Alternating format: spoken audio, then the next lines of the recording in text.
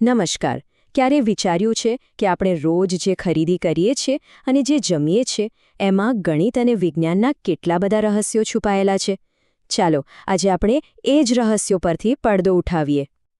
વિચારો તો ખરા, આપણા કરિયાણાના બિલ અને રસોડામાં પડેલા મસાલા પાછળ આખી વાર્તા હોય છે.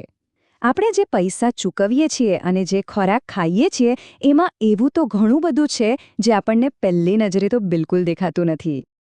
અને આ બધા રહસ્યોને ઉકેલવાની ચાવી શું છે ખબર છે?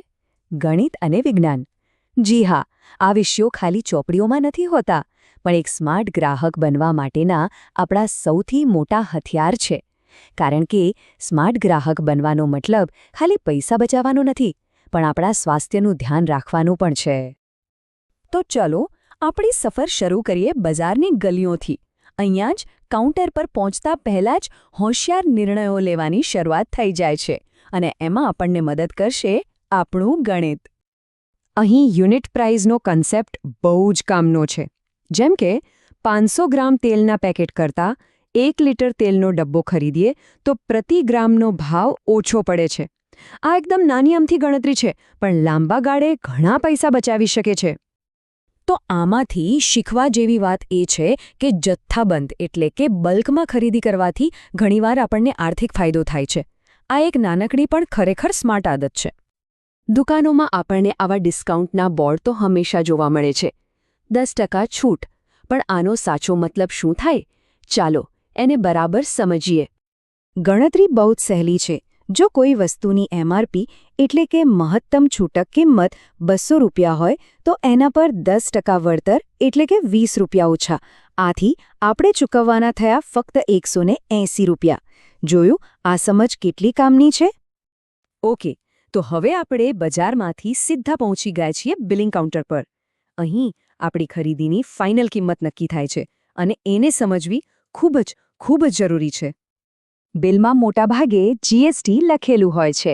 કરિયાણા પર સામાન્ય રીતે 5%, 12% કે 18% જેવા અલગ અલગ GST દર લાગે છે. અને એક મજાની વાત એ છે કે પેક કરેલી વસ્તુઓ પર GST હોય પણ છૂટક અનાજ પર લગભગ નહીં. તો આ રહ્યું એ નિર્ણાયક સૂત્ર. છેલ્લે ચૂકવવાની કિંમત એટલે MRPમાંથી વળતર બાદ કરો અને પછી એમાં GST ઉમેરો. ચાલો આપણું જૂનું ઉદાહરણ જ લઈએ. 200 રૂપિયાની MRP પર 10% ડિસ્કાઉન્ટ પછી કિંમત થઈ 180 રૂપિયા. હવે ધારી લો કે એના પર 5% GST છે, તો 180 રૂપિયાના 5% એટલે કે 9 રૂપિયા GST ઉમેરાશે. એટલે કે અંતિમ કિંમત થઈ 189 રૂપિયા. બસ આ રીતે કોઈપણ બિલ ચેક કરી શકાય છે. ચાલો હવે આપણી આ સફરના સૌથી રોમાંચક ભાગ તરફ જઈએ. ખરીદેલી બધી વસ્તુઓ ઘરે આવી ગઈ છે, અને હવે સમય છે આપણા રસોડાને એક પ્રયોગશાળા બનાવવાનો અને વિજ્ઞાનની મદદથી એની શુદ્ધતા ચકાસવાનો. સૌથી પહેલાં આપણે લાલ મરચાના પાવડરનું પરીક્ષણ કરીશું. એમાં ઘણીવાર ઈંટના ભૂકા જેવી સાવ સામાન્ય ભેળસેળ કરવામાં આવે છે. આ ટેસ્ટ બહુ જ સહેલો છે. 1 ગ્લાસ પાણીમાં 1 ચમચી મરચું નાખો. જો મરચું શુદ્ધ હશે તો એ ધીમે ધીમે પાણીમાં ભળશે અને સરસ રંગ આપશે. પણ જો ભેળસેળ હશે તો ઈંટનો ભૂકો તરત જ નીચે તળિયે લાલ કચરા તરીકે જમા થઈ જશે. એકદમ સાફ દેખાઈ જશે. હવે વારો છે હળદરનો. હળદરમાં ઘણીવાર મેટાનિલ યલો નામનો કૃત્રિમ રંગ ભેળવવામાં આવે છે, જે આપણા સ્વાસ્થ્ય માટે ખૂબ જ હાનિકારક છે.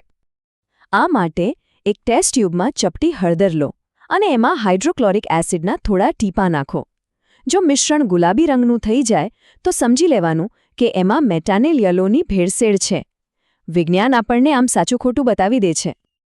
ચાલો હવે આગળ વધીએ ઘી અને માખણના પરીક્ષણ તરફ.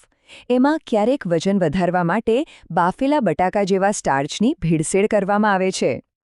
થોડું ઘી કે માખણ ગરમ કરો અને એમાં આયોડિન ટિંચરના 2-3 ટીપા નાખો. જો એમાં સ્ટાર્ચ હશે તો મિશ્રણ તરત જ વાદળી રંગનું થઈ જશે. આ રંગ બદલાયો મતલબ ભેળસેળ પાકી. અને છેલ્લે દૂધનું પરીક્ષણ. દૂધમાં સૌથી સામાન્ય ભેળસેળ તો પાણીની જ હોય છે.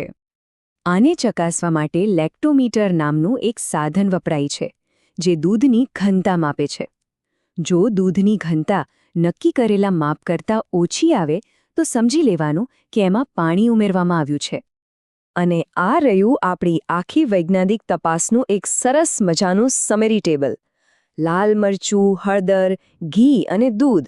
કઈ વસ્તુમાં કઈ ભેળસેળ હોઈ શકે, એને કેવી રીતે તપાસવી અને શું પરિણામ આવે તો ભેળસેળ છે, એ બધું જ અહીં સ્પષ્ટ છે.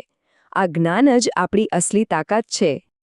તો બજારથી લઈને રસોડા સુધીની આ આખી સફર પછી હવે આપણે ખાલી એક ગ્રાહક નથી, પણ એક જાગૃત અને સશક્ત ગ્રાહક બની ગયા છીએ.